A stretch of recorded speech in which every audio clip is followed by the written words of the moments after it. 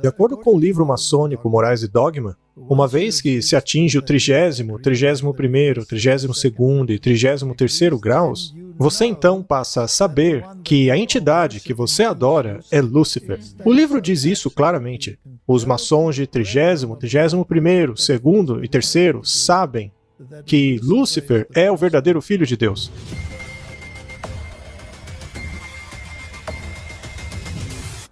Olá, sejam todos bem-vindos.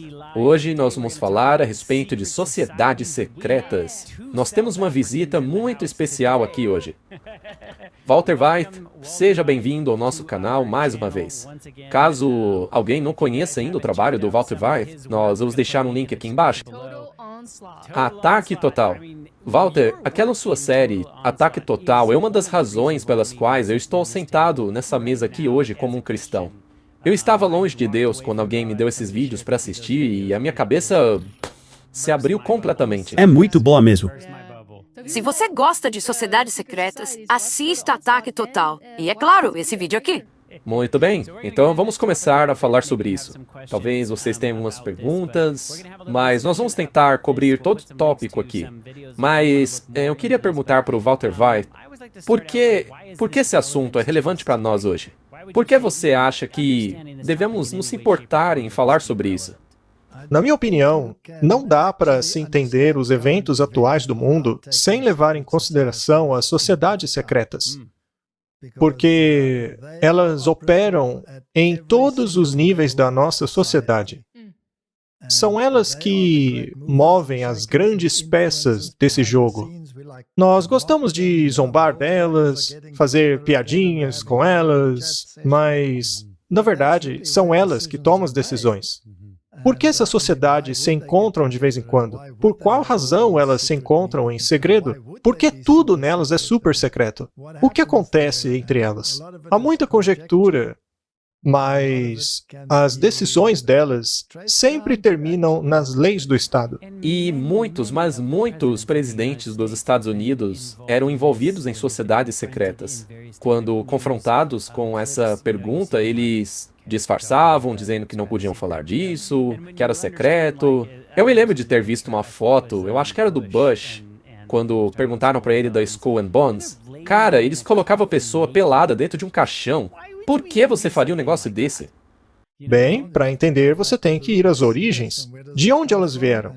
Quem estava por trás, orquestrando as ações delas? Tá, mas quem tá por trás de tudo isso? Quem é o cabeça das sociedades? É isso que todo mundo quer saber? Olha, eu acho que a gente pode começar de um pouco antes, porque tem muita gente assistindo o programa que não sabe exatamente o que elas são. Será que é só uma organização? Será que são várias? Qual é a razão de tanto segredo?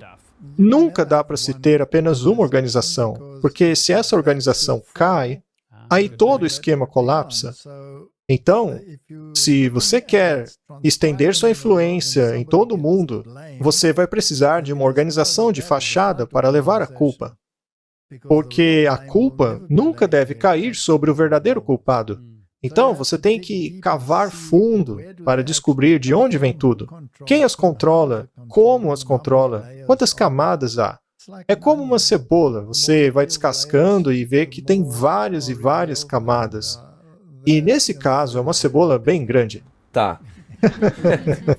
É verdade. São muitas camadas. A gente escuta falar sobre esses subgrupos, mas a gente quer falar dos grandes. Por exemplo, os maçons, Illuminatis, jesuítas. Existem várias delas. Os jesuítas são bem documentados historicamente. A influência deles sobre a política dos estados em várias partes do mundo é bastante conhecida. Muito bem. Como começaram as sociedades secretas? Elas começaram no mundo antediluviano. Elas não começaram ontem. Antediluviano é antes do dilúvio, certo? Sim, antes do dilúvio. Mas como que a gente sabe disso? Bom, se você ler os escritos esotéricos, como, por exemplo, o livro Morais e Dogma, de Albert Pike, você verá que essas sociedades remontam desde o tempo de Enoque. Mas muito cuidado, porque lá no Morais e Dogmas você tem várias datas. E eu acho fascinante que o mundo científico nega todas essas datas, mas o mundo esotérico as abraça.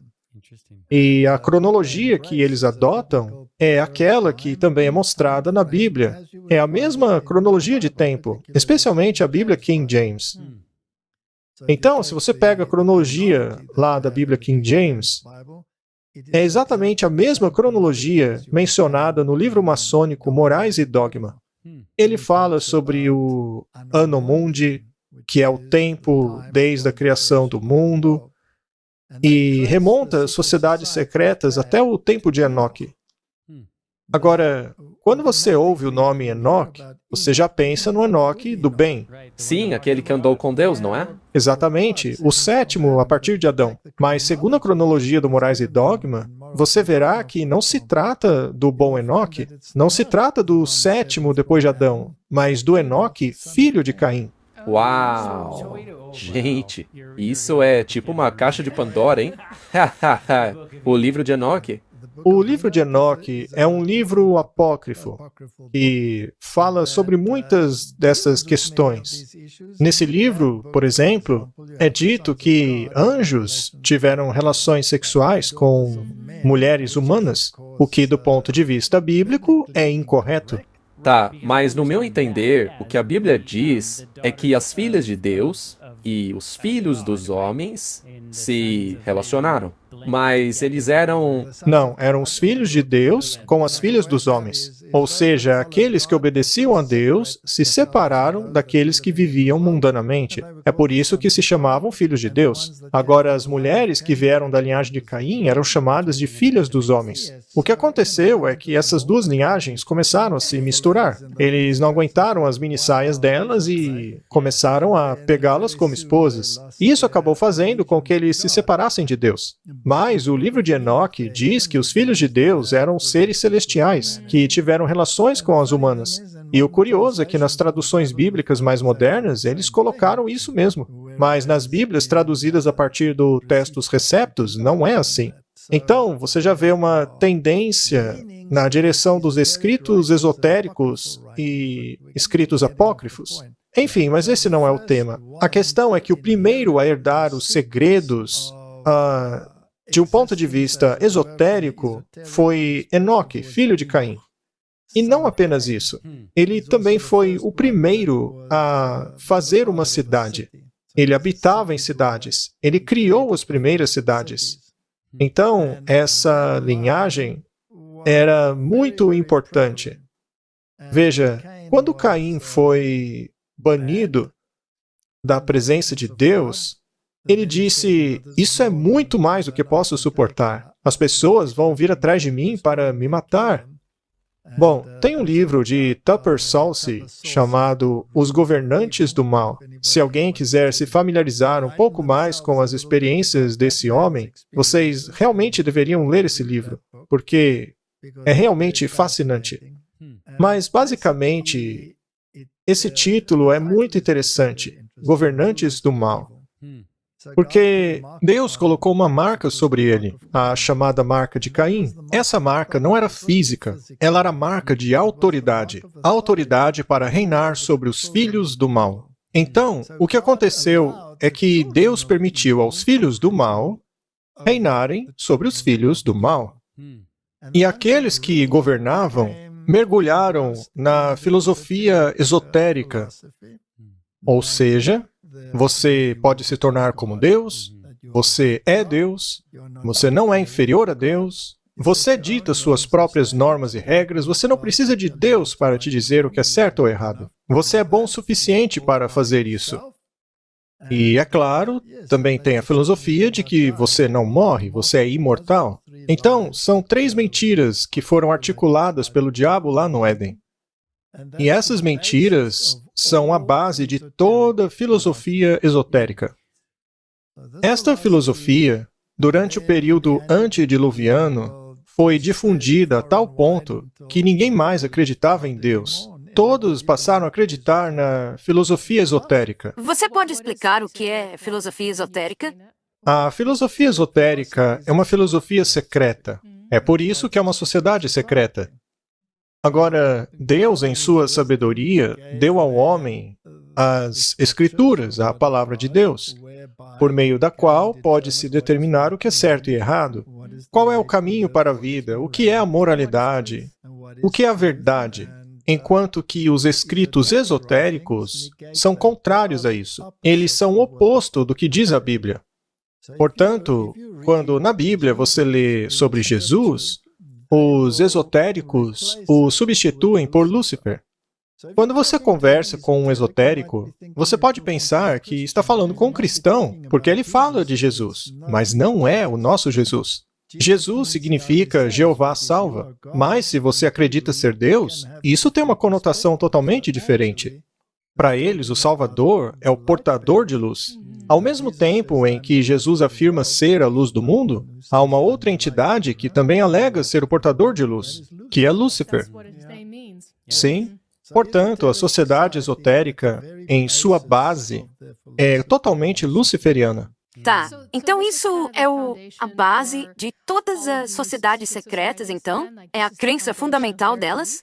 O fundamento absoluto do esoterismo são as 3 mentiras contadas pelo diabo ali no Jardim do Éden. Ou seja, é você mesmo quem determina a sua moralidade, você é um Deus, e como Deus, por que submeter-se ao Deus da Bíblia?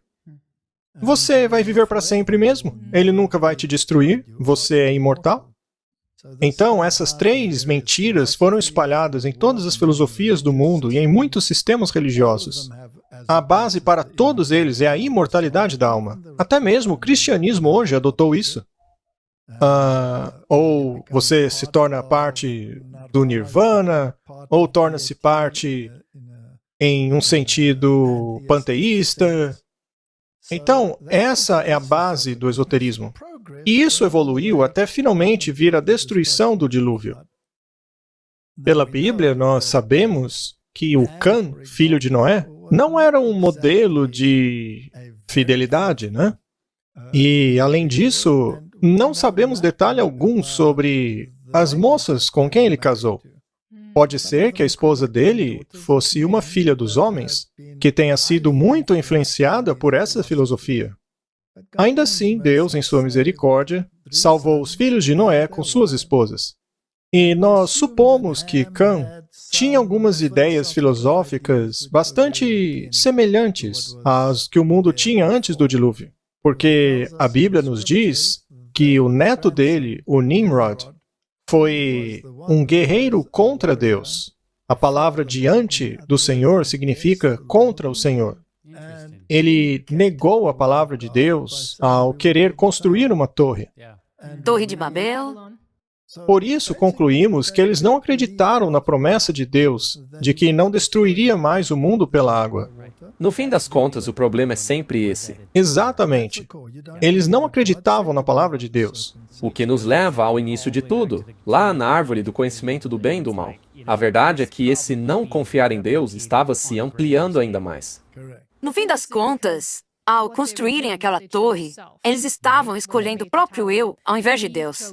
Eva escolheu o próprio eu quando comeu a fruta. E ao escolher o próprio eu, ao tentarem salvarem-se a si mesmos, a aprimorarem a si mesmos e tornarem-se como Deus, na verdade, isso foi a destruição deles. Escolher o próprio eu ao invés de Deus é destruir-se a si mesmo. Bom, então foi assim que a coisa progrediu. Agora nós estamos em Nimrod. Nimrod foi o governante. Mas ele acabou sendo executado por causa dos seus crimes. Você sabe a razão? Você sabe quem o executou?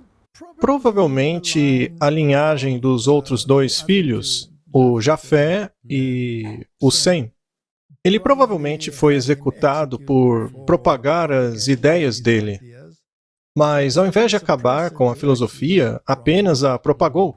Foi como tipo de mártir, né? As pessoas se espalharam e, daí em diante, surgiu essa motivação constante de unir a humanidade em uma única família novamente, que compartilhasse dessa mesma filosofia esotérica dos antepassados, a adoração de Lúcifer. Eu tenho uma teoria. Eu acredito que o diabo está tentando fazer é acabar com qualquer ser humano que ainda acredite na filosofia de Deus. Assim, ele poderia dizer, olha só, Deus, só sobrou meu povo aqui. Ninguém quer saber de você nesse planeta. Ele é meu. É isso que ele quer fazer. Correto? Mas ele nunca obteve sucesso nisso. Mas ele continua tentando. A gente pode ver isso no livro de Jó, não é? Ele estava tipo, então, eu sou o dono da terra. Mas Deus disse, não, você já viu Jó, meu servo? Ele escolheu o meu lado. É isso mesmo. Então existe essa batalha constante nos bastidores.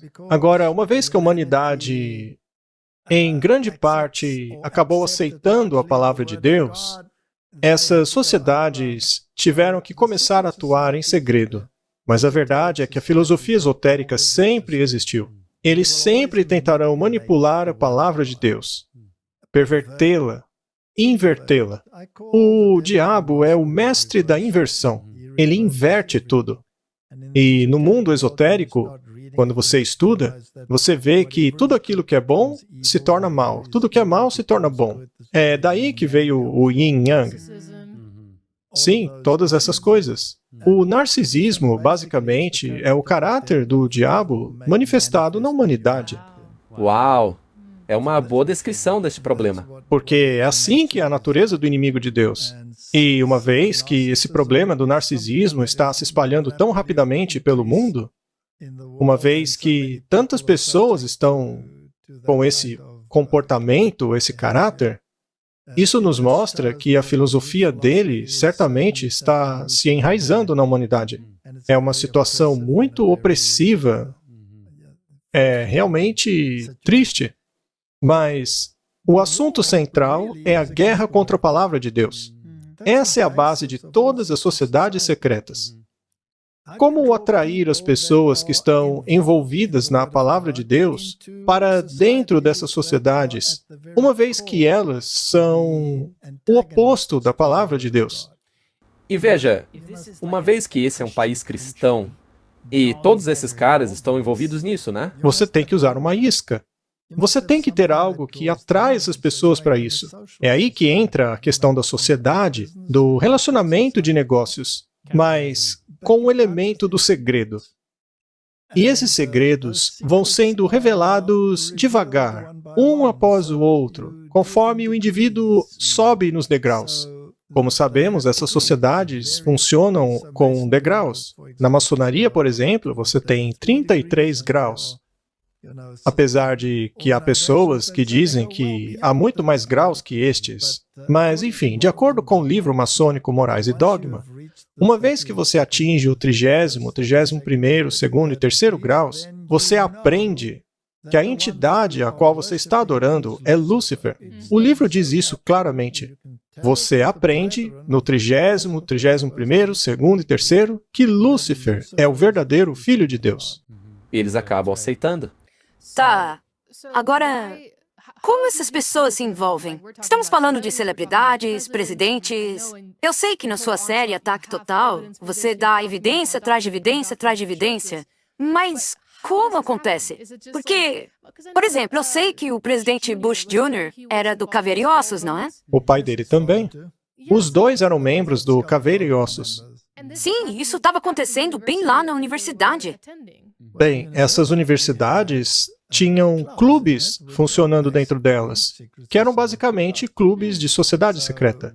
Então, muitas das universidades tiveram origens esotéricas, mas nós temos que estudar como isso aconteceu, como chegou aí. Uma vez que as universidades, em sua maioria, começaram como escolas de teologia, na verdade, todas elas. Eram cristãs, Yale, Harvard, todas cristãs. Mas antes disso, elas eram conduzidas por outras organizações. Mas como isso aconteceu? Você tem que rastreá-las ao longo de toda a história. Como chegamos às sociedades esotéricas modernas? Como isso aconteceu? Como elas surgiram? Quem as controla? Precisa haver uma organização que as controle. E, para tal, nós temos que voltar a uma época na qual tínhamos um sistema religioso que reinava absoluto no mundo. E eu me refiro ao sistema católico romano. O sistema católico romano governava o mundo na época. Suas doutrinas, seus ensinos são baseados em documentos gnósticos. E é por isso que existem duas linhagens de Bíblia, vamos dizer assim. Você tem a linhagem alexandrina, e a outra linhagem seria a oriental, que vem de Antioquia. Então, qual das duas linhas vamos utilizar? O catolicismo romano baseou a sua Bíblia na Vulgata de Jerônimo, que, por sua vez, foi originada a partir dos escritos de Orígenes por meio de Eusébio.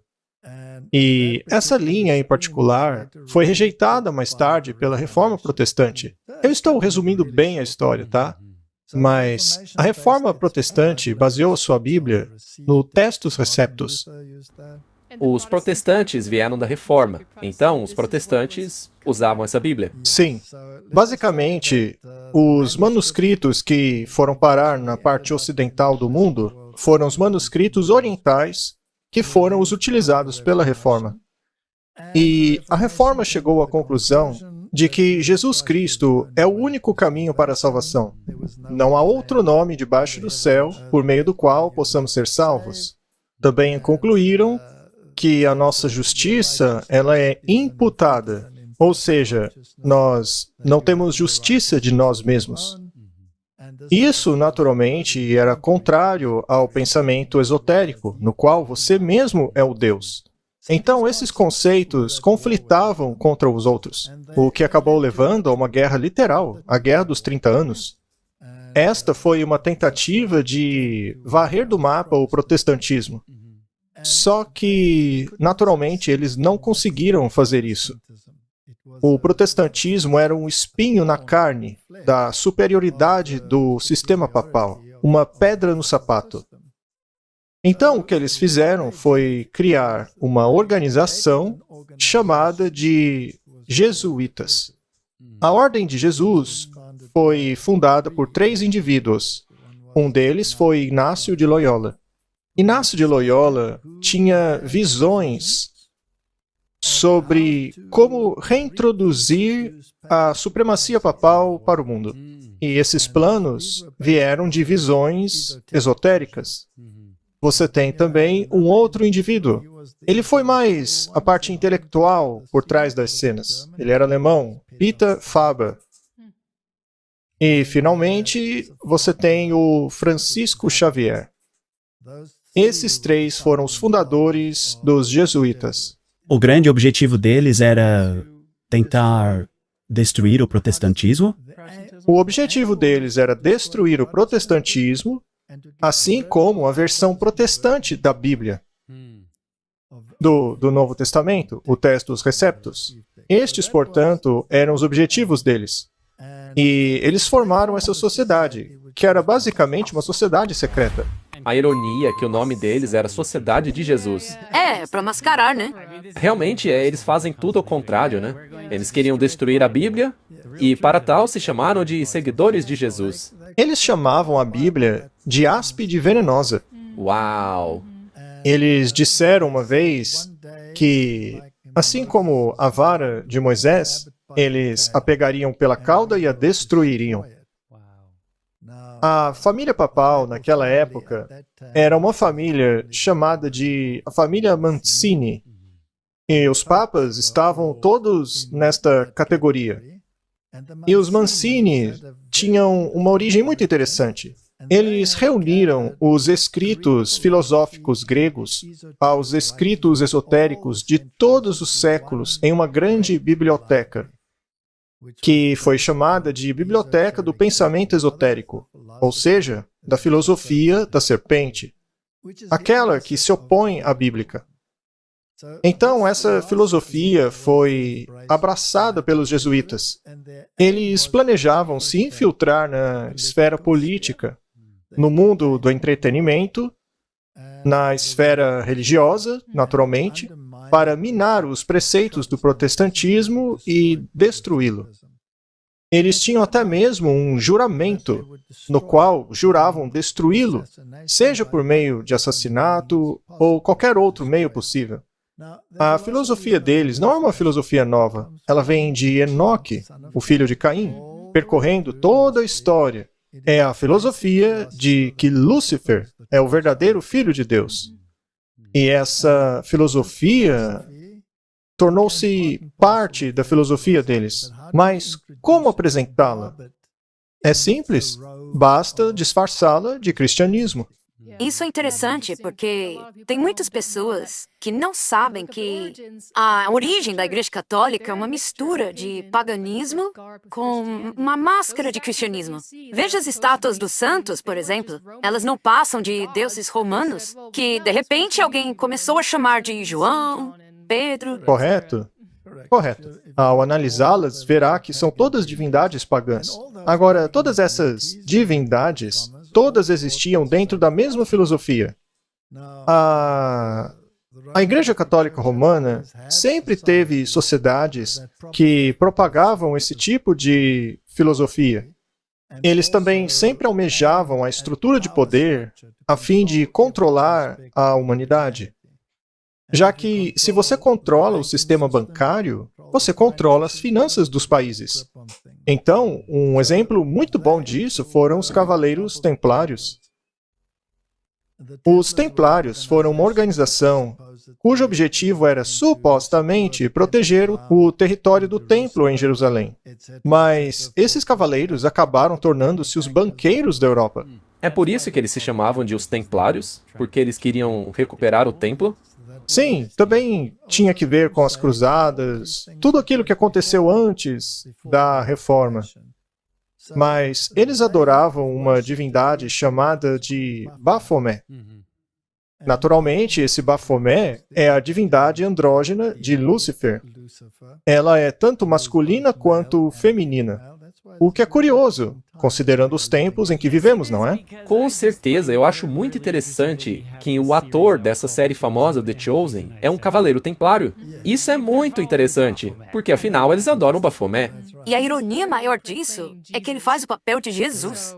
Eles estão seguindo direitinho a cartilha dos jesuítas. Eles tentam infiltrar-se em tudo. Sim. Sim. A gente podia começar uma longa conversa sobre filmes, mas não vamos fazer isso hoje. A questão é que eles se tornaram os banqueiros da Europa. Mais tarde, tornando-se os banqueiros do mundo. Isso acabou deixando o rei da França preocupado, fazendo com que mais tarde ele os banisse, inclusive chegando a matá-los. Ou melhor, ordenando a morte deles. Mas os templários nunca foram destruídos. Os templários tinham um líder chamado Demolay. E é interessante que, se você for às sociedades secretas modernas, o braço jovem da maçonaria se chama Demolay. Sério? Isso é muito curioso, não é? Afinal, o nome da organização jovem da maçonaria pertenceu a um cavaleiro templário que adorava Bafomé. E Bafomé, naturalmente, é o símbolo utilizado pela igreja de Satanás. Eles até veneram aquela estátua de bode. Sim, em alguns lugares eles substituíram estátuas dos 10 mandamentos por estátuas de Bafomé. E o interessante é que ali na imagem, você pode ver que tem duas crianças olhando para o Bafomé, como se fosse tipo o pai delas.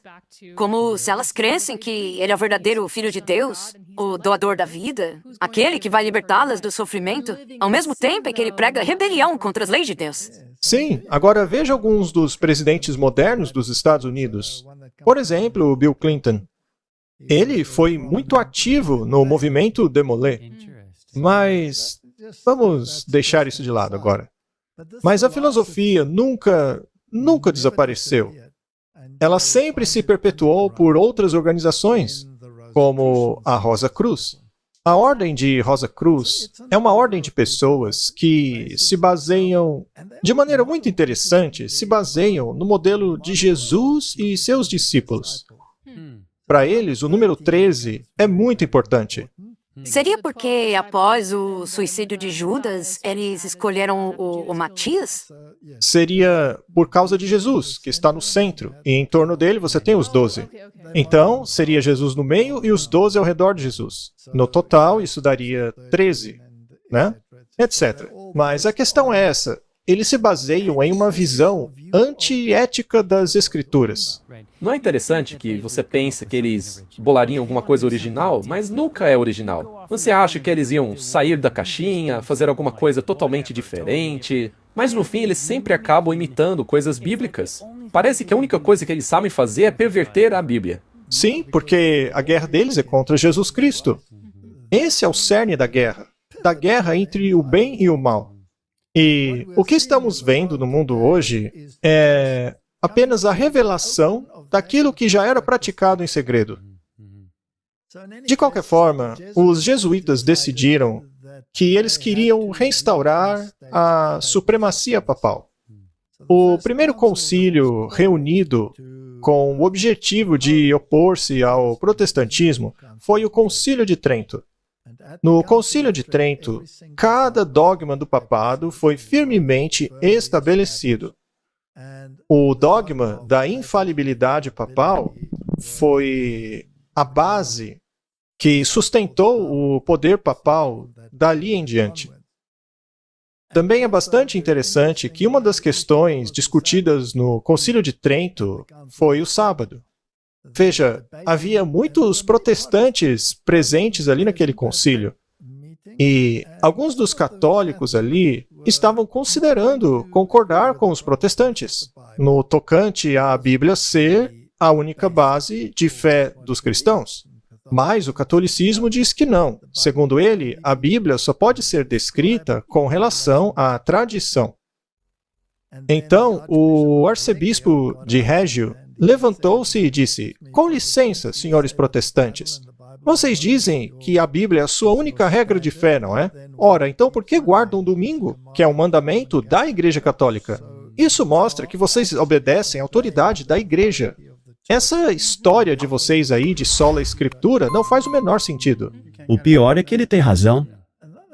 Na verdade, essa foi uma oportunidade fantástica para os protestantes entenderem que realmente isso era um problema, mas eles não aproveitaram. Então, os jesuítas se expandiram e começaram a chegar em posições de poder. Eles tornaram-se conselheiros de reis e logo começaram a se esforçar para tornarem-se os professores da Europa. Eles tornaram-se os reitores das escolas, os cabeças dos centros de aprendizado. A partir daí, criaram escola após escola. Até mesmo os protestantes enviavam seus filhos para estas escolas católicas conduzidas por jesuítas. Até mesmo hoje você vê que o mundo está cheio dessas escolas conduzidas por jesuítas. Como a Oxford. Veja, todas as universidades que existiam quando o protestantismo passou a crescer, tornaram-se universidades protestantes. Então, a Oxford era uma escola protestante. A Cambridge era uma escola protestante. Wittenberg, na Alemanha, era uma escola protestante também. Mas a ideia dos jesuítas era se infiltrar nessas escolas. Eles tornaram-se melhores protestantes do que nós mesmos. É claro que com a intenção de virar a mesa depois. Portanto, após algum tempo, eles começavam a mudar as coisas, remover o pensamento protestante desses lugares. Por exemplo, um dos movimentos mais importantes foi o movimento de Oxford, no qual você tinha o Newman, que era um, abre aspas, pregador protestante, fecha aspas. Após se apossarem de toda a Universidade de Oxford, eles a trouxeram de volta para o pensamento católico romano. Uau! Então, eles devagarinho começaram a trazer estátuas, trouxeram altares, porque o altar é algo em que se faz um sacrifício. E o catolicismo romano sempre negou a expiação de que Jesus morreu por você. Sério? Sim, o catolicismo romano É por isso que a hoste é uma espécie de recrucifixão? Sim, é uma recrucificação. Veja, para entender isso, você tem que entender a teologia católica. E quando a compreendemos, vemos que ela, na verdade, não é uma religião cristã. Ela é disfarçada de cristianismo. Mas eu sei que isso soa terrível para alguns. Mas você mesmo já foi católico, né? Eu ia falar isso mesmo. Você cresceu dentro disso, né? Sim, eu cresci católico. Mas você tem que entender a filosofia. O catolicismo romano ensina sim que Jesus morreu. Mas ele não morreu por você. Ele morreu como um grande exemplo de obediência. Segundo eles, nós não somos salvos pelo sangue do Cordeiro. Não há sangue envolvido em nossa salvação. Nós somos salvos pelas obras, pelo nosso próprio esforço. E, portanto, isso nega a justificação pela fé. E o Concílio de Trento deixou isso bem claro. Agora, se você não é salvo pelo sangue do Cordeiro, então você só pode ser salvo pelas suas obras. Nós somos culpados. De acordo com eles, nós herdamos o pecado original de Adão. Portanto, nós temos culpa. Agora, como nos livramos dessa culpa? Primeiramente, nós temos que confessar os nossos pecados, mas não confessamos a Deus. Confessamos para o sistema católico, para o padre. Portanto, o padre te perdoa do seu pecado, mas você ainda é culpado dele. Por outro lado, de acordo com a Bíblia, Jesus pagou todo o preço por você. A culpa que há em nós, ele carregou na cruz. É por isso que ele pode transferir a justiça dele para nós. Mas, como eu disse, não é assim na Igreja Católica. Segundo ela, você continua culpado. Você ainda tem que pagar por essa culpa. E como se faz isso? É aí que surgiu a doutrina do purgatório, que, aliás, veio da filosofia grega.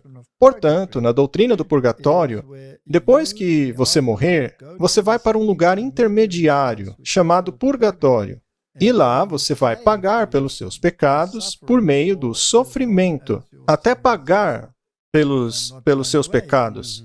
Isso poderia levar 1 milênio, 2 milênios, ou uma vida curta de 70 anos, por exemplo.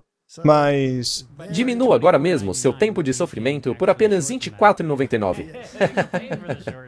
pois é por isso que essa doutrina causou muita consternação. Porque o Papa inventou um negócio chamado indulgências. Uma indulgência é uma transferência de mérito que o Papa pode fazer a você. Ele pode transferir um pouco de mérito para você em troca de alguma coisa. Nos tempos de Martinho Lutero, as indulgências eram concedidas em troca de dinheiro. Você pagava e isso diminuía o seu tempo de sofrimento no purgatório. Era um belo negócio. Você tem ideia de quanto custava, mais ou menos? Você tem números? Será que dá para saber o quanto eles pagavam? Veja, a quantia exata variava de acordo com as posses da pessoa, mas eles tinham um ditado: assim que uma moeda entra no cofre, uma alma sai do purgatório. Olha, dá até para fazer um sistema de assinatura, né? Agora, de onde vem todo esse mérito do Papa? Veja, essa é uma doutrina que não é bíblica. Na verdade, ela é oriunda da filosofia grega.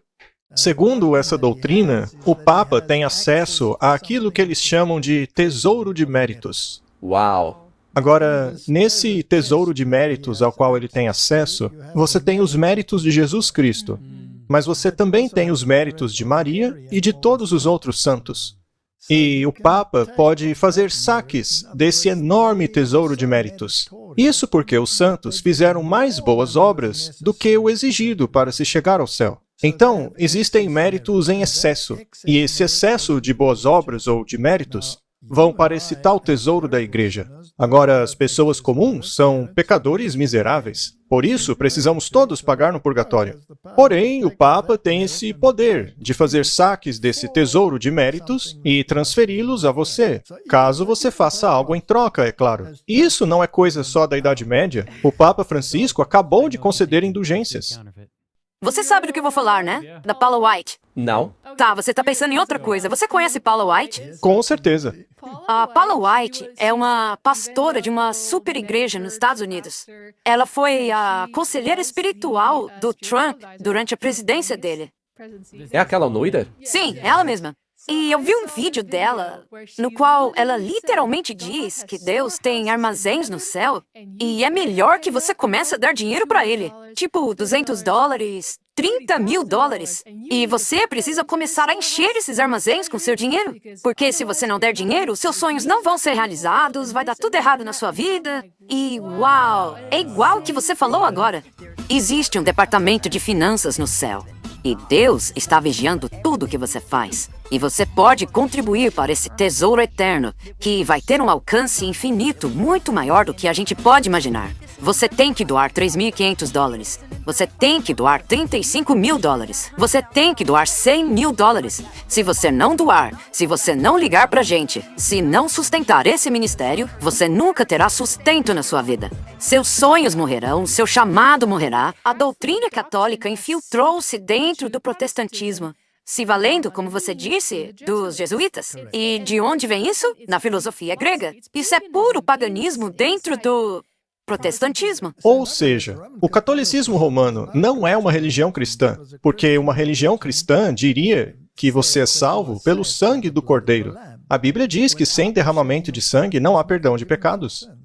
Agora, se Roma nega isso, então ela está ensinando uma doutrina luciferiana. O próprio catecismo dela diz que o Filho de Deus tornou-se homem para que nós pudéssemos nos tornar Deus. Uau! Então Jesus veio para que nos tornássemos Deus. Cara, tem muita contrafação aí.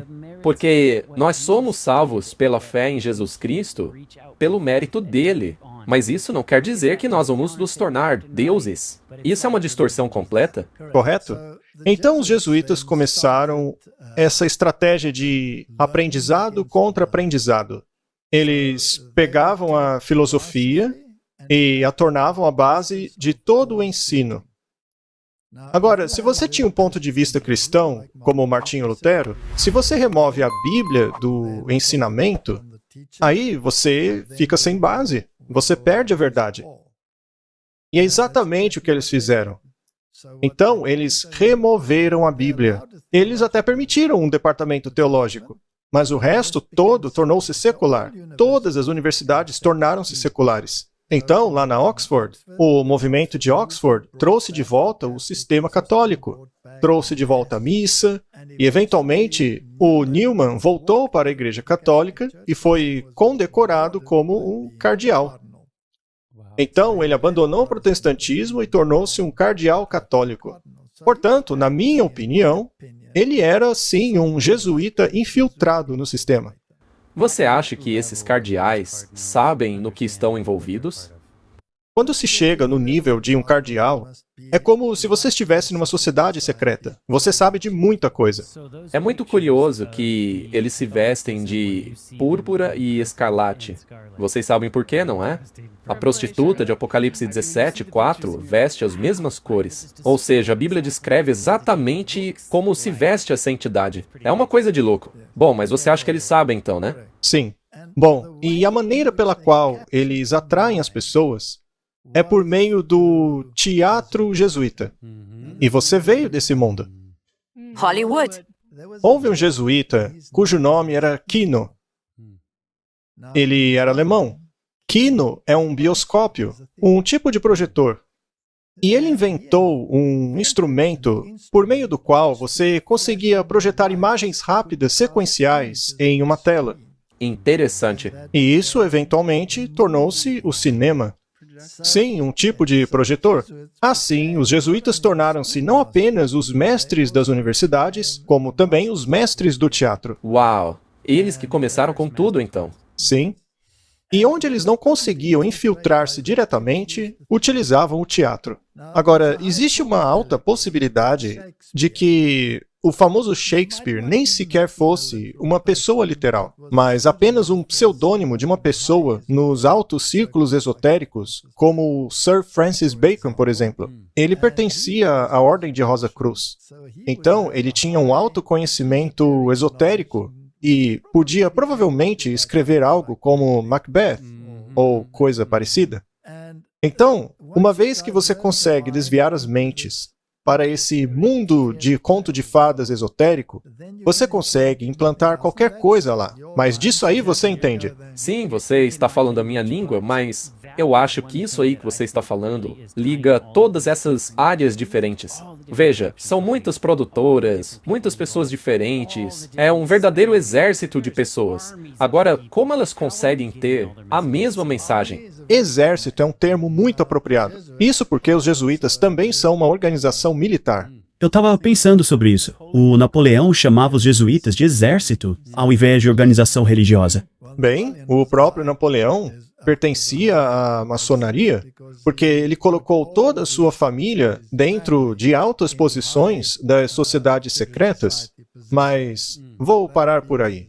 Mas a questão é que eles criaram todas essas grandes escolas. Por exemplo, a Universidade de Georgetown, a Fordham University. Muitas delas não estão diretamente ligadas a eles, mas sim por meio dos comitês que as controlam. Então, digamos que uma grande parte do mundo educacional de hoje se baseia na filosofia dos jesuítas. São eles que treinam os presidentes. Não importa a ideologia política, seja o Donald Trump. Sim, as evidências mostram claramente que eles têm influência nos governos. Sem dúvida. A gente não tem que se aprofundar agora, mas... Sim, de um jeito ou de outro, eles estão todos envolvidos no treinamento deles. Eles são maçons de alta posição. Os jesuítas e a maçonaria são a mesma coisa? Não. A maçonaria é uma organização cuja base deveria ser protestante. Mas aí que está a astúcia do engano. Você cria uma organização e depois a bane. Isso é intrigante. Oficialmente, Roma baniu a ordem maçônica, dizendo que ela era do diabo. Curiosamente, ela dizia isso ao mesmo tempo em que cada cardeal no Vaticano era um maçom. Portanto, isso é uma grande hipocrisia. É verdade. E é assim que eles eram atraídos. Contanto que você esteja no topo, controlando a situação, controlando os ensinamentos. Aí você atrai o mundo protestante e passa a controlá-lo sem que este o saiba. Tá. Pelo que eu me lembro da sua série Ataque Total, a Igreja Católica Romana, tecnicamente, é o centro dessas sociedades secretas. Sim. Tá, mas como assim? Bem, existem essas duas ordens. Uma ainda permanece até os dias de hoje, que é a Ordem dos Jesuítas, que possui um general, que geralmente é chamado de o Papa Negro, e esse general tem autoridade absoluta. E dá para saber quem é esse Papa Negro? Sim, todos sabem quem é. Eles costumam mudá-lo de tempos em tempos, mas basicamente o poder desses homens é absoluto. E aí você também tem os conhecidos Cavaleiros de Malta. Os Cavaleiros de Malta também são uma ordem militar. As duas ordens são. Bom, se analisarmos os Cavaleiros de Malta, veremos que eles têm a Cruz de Malta, mas eles são submissos aos jesuítas. Na verdade, houve guerras físicas no passado para ver quem teria o controle. Eventualmente, os Cavaleiros de Malta tornaram-se submissos aos jesuítas, e hoje eles trabalham em união. E é claro, você tem outras subordens, como a Opus Dei, que também juram aliança ao papado. Também tem os Cavaleiros de Colombo, que são uma organização católica, cujo objetivo é introduzir as ideias católicas na política, etc. Então, tem várias ordens. Se você olhar para a história dos candidatos à presidência, ou eles vieram da Opus Dei, ou da Georgetown, ou da Fordham, qualquer uma dessas. Mas os Cavaleiros de Malta são uma organização enorme. Eles se chamam de os Hospitaleiros de São João. Eles têm uma cruz de Malta como seu símbolo. Agora, se você pega os Cavaleiros da Europa, todos eles usavam cruzes de Malta. Eles não passam de vassalos do Papa. E eles controlam grandes organizações financeiras. E provavelmente a maioria dos cinemas, clubes esportivos, todos pertencem a eles e são controlados por eles. Não todos, mas a maioria é controlada pelos Cavaleiros de Malta. Tudo isso para introduzir a filosofia deles no mundo. E como as pessoas se envolvem com isso? Dinheiro. Então, se você é rico, você vai acabar esbarrando com essas pessoas. Sim, se você quer fazer um bom negócio, ou quer fazer atividades filantrópicas, prestar serviços à sociedade, eles têm organizações com o objetivo de atrair as pessoas, como, por exemplo, os escoteiros, as escoteiras. Todas essas organizações, basicamente, Alimentam o sistema. sim, levam pessoas a essas organizações. Certa vez eu me lembro de ter visto em algum lugar que os sistemas gregos que estão nas universidades também acabam selecionando e filtrando pessoas para os sistemas deles. Então eles observam as pessoas e dizem, ah, esse cara aí tem jeito, hein? E daí eles passam a sondá-lo e finalmente o convidam para uma sociedade secreta. Sim, basta observar os símbolos deles. Por exemplo, pegue um clube que tem objetivos humanitários, por exemplo, como o Lions Club ou Rotary. Ou então aquele da estrela invertida, eu nem lembro o nome dele. Sim, ou até mesmo sociedades de discussão filosófica. Mas nesses clubes, sempre tem alguém que é do alto escalão de uma sociedade secreta. E a partir desses clubes, eles começam a formar a sua base de membros iniciantes, convidando-os para se juntar, aonde vão crescendo, crescendo e crescendo. Bom, mas no início do programa, você mencionou que uma das sociedades coloca um sujeito nu dentro do caixão, não é? Bem, isso daí é uma contrafação do batismo. Ah, faz sentido. Dá pra ver a conexão. Você tem que morrer para então fazer parte do sistema. Pois é, mas no caso deles, não tem água envolvida na simbologia. Isso é muito interessante. Agora, pegue o catolicismo na Idade Média. E, se bobear, até mesmo hoje, para se tornar um monge ou uma freira, você tem que passar por essa cerimônia do caixão. Cara, na verdade, existem alguns vídeos vazados por aí em que eles filmaram esse ritual e eles gritam. É uma coisa muito bizarra. Eles gritam como se estivessem endemoniados. A gente não tem que entrar em detalhes do que acontece lá, né? São coisas realmente horrorosas se você começa a investigar a fundo. Mas antigamente eles eram tosados.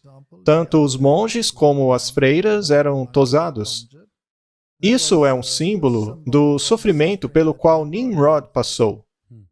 Bom, quando Nimrod morreu, ou quando foi executado, ele, entre aspas, subiu para o céu e tornou-se parte do sol, tornou-se o Deus Sol. Depois ele desceu à terra e engravidou a Semiramis. A Semiramis foi aquela que juntou as partes do corpo dele, mas viu que uma estava faltando, uma muito importante. Especialmente se você quer engravidar. Então ela construiu uma, que hoje tornou-se um símbolo fálico, que aliás você vê em muitos lugares do mundo. Pois é, parece que frente a todos os prédios importantes tem um obelisco, como o Vaticano, por exemplo. Aí ela deu à luz a um filho que tornou-se o Salvador. E você tem essa história em várias religiões antigas pagãs. Assim, a adoração da deusa mãe e do filho tornou-se muito preeminente. E várias culturas, né? Sim, isso chegou até mesmo no catolicismo, com a Mariologia. Isso é uma contrafação da profecia da mulher ter um bebê, não é? Sim, mas se você pega a Bíblia jesuíta, por exemplo, a Bíblia Douay-Rheims, nela a profecia do Messias está alterada. Na Bíblia King James, é dito que Deus colocaria inimizade entre a serpente e a mulher, e que a semente da mulher esmagaria a cabeça da serpente. Já na Bíblia jesuíta diz que a mulher esmagaria a cabeça da serpente. Ou seja, isso se aplica a Maria e não ao Messias. Nós fizemos um vídeo há algumas semanas atrás com o James Bowen. Ele é o líder do Departamento de Liberdade Religiosa da igreja dele. E ele é uma pessoa que estudou muito a história do cristianismo. E ele mostrou muitos, mas muitos documentos revelando quem eles realmente são. Eu mostrei esse vídeo a uma amiga e ela disse, bem, Como sabemos que tudo isso não é história? Às vezes, eles não se comportam mais desse jeito. Às vezes, eles não querem mais destruir o protestantismo. Eu sei que você tem bastante evidência na sua série, mas você pode falar um pouquinho aqui? Bom, se você analisar as organizações que controlam o mundo hoje, como, por exemplo, as sociedades secretas, ou mesmo as polícias secretas, seja a KGB, seja a CIA, seja o FBI, quem as fundou? Bem, foram os Cavaleiros de Malta. O Donovan era um Cavaleiro de Malta. O Bonaparte, Cavaleiro de Malta. Estas organizações eram 100% controladas pela Igreja Católica. Então, sabemos que você não chega a posições de poder dentro dessas organizações se você não tem essas conexões, não é? E no fim das contas, eles adoram Lúcifer, né? Sim. Então, basicamente, é a mesma tentação pela qual Jesus passou quando Satanás disse que daria todo mundo a ele, caso Jesus o adorasse. Claro que Jesus disse não, mas parece que essas pessoas aí disseram sim, claro. Onde é que eu assino? Veja a maçonaria, por exemplo. Ao se chegar ao 32º grau, você saberá muito bem que Lúcifer é o verdadeiro filho de Deus. Claro, verdadeiro entre aspas, né? E quando você chega ao 32º grau, você pode se tornar parte de uma organização chamada de os Shriners. O objetivo dessa organização é manter relacionamentos com outras comunidades. E para tal, eles são capazes até mesmo de jurar lealdade a Allah. Por exemplo, se você for a um templo maçônico, você encontrará lá no altar diferentes livros religiosos, digamos assim. Você encontrará uma cópia da Bíblia, encontrará uma cópia do Alcorão, uma cópia do Sankaravita, uma cópia da Tanakh judaica, tudo ali no altar.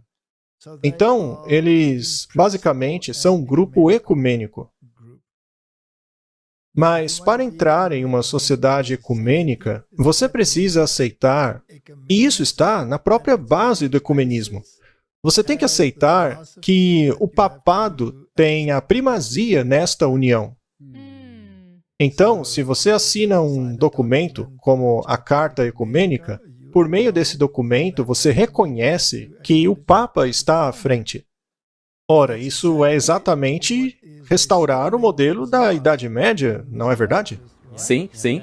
É exatamente o que disse o Tony Palmer naquele encontro protestante liderado pelo Kenneth Copeland. Ele disse que as igrejas tinham assinado um documento que basicamente devolvia a liderança para o Papa. Os protestantes tinham que voltar à igreja mãe, né? Muito bem. Uma vez que você se une a uma organização como essa, e você sabe que o Jesus Cristo que ela adora não morreu por você, não fica óbvio que não se trata do mesmo Jesus Cristo da Bíblia? Apenas porque o nome Jesus sai da sua boca, não significa que é o mesmo Jesus que está ali na Bíblia. E se você conhece o pensamento do mundo esotérico, se você já leu os escritos da Madame Blavatsky, então você sabe que ela diz que temos que ler a Bíblia de maneira esotérica e que isso é a base da Cabala. O ponto central da filosofia cabalística é o de que todos nós somos deuses. Agora, se você é uma divindade, então você não teve um início. Afinal, você é Deus, você é autoexistente. Isso, por sua vez, anula o significado do sábado, já que é o sábado que nos lembra que fomos criados pelo poder de Deus. Nós não somos autoexistentes. E que nós estamos passando por um processo de santificação, porque Jesus quer nos salvar. Sim, e no caso deles é necessário negar o sábado. E é aí que a gente entra naquilo que você gostaria de falar a respeito. Você queria falar sobre o sábado verde, não é? Nós estávamos conversando sobre isso hoje. Eles querem pegar um dia da semana e oficializá-lo como sábado. Mas, enfim, no coração de todas as sociedades secretas está a rebelião contra Deus. E os governantes do mundo são os governantes do mal. aqueles que têm autoridade por meio da linhagem de Caim. E, como eu já mencionei antes, a marca de Caim era a sua autoridade para governar sobre os maus. E o curioso é que o catolicismo romano afirma que a marca de autoridade eclesiástica deles é terem transferido o sábado para o domingo. Portanto, se você guarda o domingo, você está prestando homenagem à autoridade da Igreja Católica.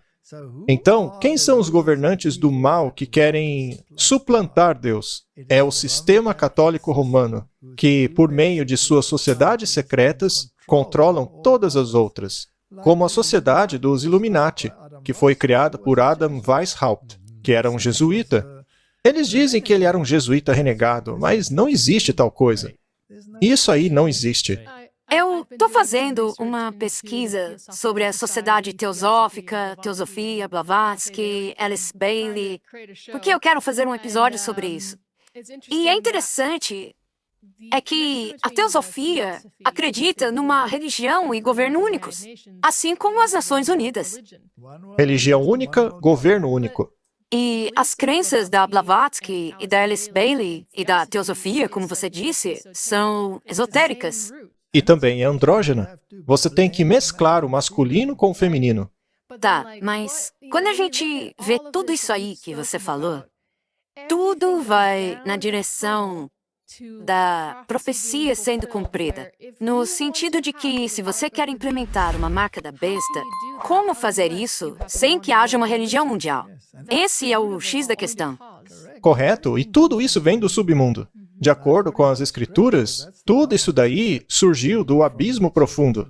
Pegue o conto Alice no País das Maravilhas, por exemplo. Ela acaba caindo dentro de um abismo, e é lá no fundo que ela encontra a inspiração. Tudo isso daí são escritos esotéricos, seja Tolstói ou seja lá quem for. Tudo isso daí, nesses escritos, são filosofias da Rosa Cruz, que são depois propagadas pelo teatro jesuíta, que é Hollywood. E como você sabe, o Holly, da palavra Hollywood, é a madeira que se utilizava para se fazer a varinha mágica. Então, tudo aponta para os governantes deste mundo. No fim das contas, tudo acaba girando em torno daquele indivíduo que nega os ensinos de Jesus Cristo. E é por isso que ele é chamado de o anticristo. Espiritismo em sua forma mais pura. Você tinha uma cobra lá no Jardim do Éden, e sabemos que a cobra é símbolo do diabo. Deus disse, não coma do fruto, e a serpente disse, coma. No fim, todo espiritismo pode ser resumido de uma forma bem simplista, que é mudar as palavras de Deus. Você consegue reconhecer o espiritismo logo de cara, quando você vai na Bíblia e vê que ela diz o contrário. E você tem que tomar cuidado com o engano em dupla camada. Porque você pode ter o cristianismo, que é supostamente baseado na Bíblia, mas se as regras e regulamentos aplicados não forem oriundos da Bíblia, mas sim do próprio sistema religioso, então é uma contrafação. Por exemplo, tem um movimento agora lá no estado da Filadélfia que quer obrigar as escolas a exibirem os 10 mandamentos. Veja, eu não tenho problema nenhum com os 10 mandamentos, contanto que sejam os 10 mandamentos da Bíblia. Mas se você foi doutrinado a acreditar na versão dos 10 mandamentos da Igreja Católica, aí, nesse caso, você está aceitando uma contrafação e negando a palavra de Deus. Mas era essa versão que eles estavam colocando lá? É essa que eles querem usar? Eu não sei, mas ainda que o 4º mandamento mencione o sábado. Ora, para os cristãos protestantes de hoje, qual dia é o sábado? É o 7º dia bíblico ou é o domingo católico? É verdade, eles reinterpretam o sentido do sábado, não é? Exatamente, é isso que eles fazem. Então você pode ter um engano mascarado. Tem que tomar cuidado, muito cuidado. Eles fazem você achar que está seguindo Deus. É como você falou, tem gente que acha que está fazendo a vontade de Deus, mas, na verdade, estão lutando contra aqueles que guardam os mandamentos de Deus e a fé de Jesus. É por isso que os jesuítas dizem que você está prestando homenagem ao papado ao guardar o domingo. É interessante porque você tem o teatro jesuíta, depois você tem até mesmo interpretações bíblicas erradas, você tem os bancos, o governo. No fim, tudo acaba apontando para Roma. E o que dizer sobre os Rothschilds? A maioria das pessoas fica preocupada porque acham que os sionistas ou os Rothschilds estão controlando o mundo. Agora, o interessante é que Rothschild vem da palavra alemã Rothschild, que significa escudo vermelho. Se você olhar na enciclopédia católica, vai ver que eles são os banqueiros do Papa. Ou seja, em outras palavras, eles são uma organização de fachada que controla o sistema bancário. O Banco da América é diretamente controlado por jesuítas. Eles mandam em tudo. E eles se consideram cristãos, não é? Sempre que eles aparecem em público, eles estão fazendo coisas cristãs. O que é estranho, porque eu sempre achei que os Rothschilds fossem aqueles caras que tinham acesso secreto às catacumbas do Vaticano, fazendo sacrifício de crianças, coisas más assim. Mas se você quer saber quem controla o mundo e como controla, existem apenas 3 entidades no mundo que são independentes de sistemas políticos. A primeira é o Vaticano. A segunda é o centro de Londres, que por si mesmo é uma cidade, é o centro econômico do mundo jesuíta. E aí você tem o braço militar, que está lá em Washington, D.C. A Casa Branca está localizada em território jesuíta. No fim das contas, tudo é católico e jesuíta. Tudo se conecta ao Vaticano. É lá que fica o Stonehenge? Sim, é lá mesmo. É perto do centro de Londres, não é? O Stonehenge é apenas parte do sistema de adoração solar do antigo mundo esotérico, mas o sistema bancário é um estado em si mesmo. Ele não é controlado por meio de nenhum sistema do governo britânico. É um estado independente, com sua própria bandeira e sua própria constituição, assim como o Vaticano. Uau! Tá, o que você diria para aqueles que estão nos assistindo que nunca ouviram essas coisas antes? Por que você diria para uma pessoa dessas que é importante saber pelo menos um pouco do que está acontecendo? De onde vêm essas coisas? Por que as pessoas deveriam se importar? Digamos que, no fim das contas, tudo se resume ao conflito entre Cristo e Satanás. Nós temos um diagrama daquilo que é a verdade. Se chama Bíblia. Mas você tem que ler a sua Bíblia do jeito que ela é e acreditar nela do jeito que ela é. Aí fora no mundo você tem os governantes do mal, que parecem ser cristãos. E alguns deles até podem ser, pois não sabem que estão enredados em um sistema maligno. Alguns podem não saber as origens dele. Mas essa guerra começou lá no Jardim do Éden e está durando até hoje. Eu acredito que Deus quer que façamos uma escolha. Se eu me envolver com sociedades secretas, eu estou me aventurando em algo sobre o qual não tenho controle. Então, meu conselho é: fique longe de sociedades secretas, de qualquer tipo, porque Jesus disse que ele não fazia nada em segredo. Deus age às claras. O segredo é algo que pertence ao diabo. Galera, muito obrigado por nos assistir. Nós vamos colocar também os links aí de outros vídeos do Walter White. Olha, o trabalho que vocês estão fazendo lá no canal de vocês é muito importante. Eles comentam eventos atuais debaixo de uma perspectiva profética bíblica. Então não deixe de conferir o canal deles, é muito legal. Muito obrigado mais uma vez por ter aceito esse convite. É um grande prazer. Eu espero não ter causado problemas para vocês. Não!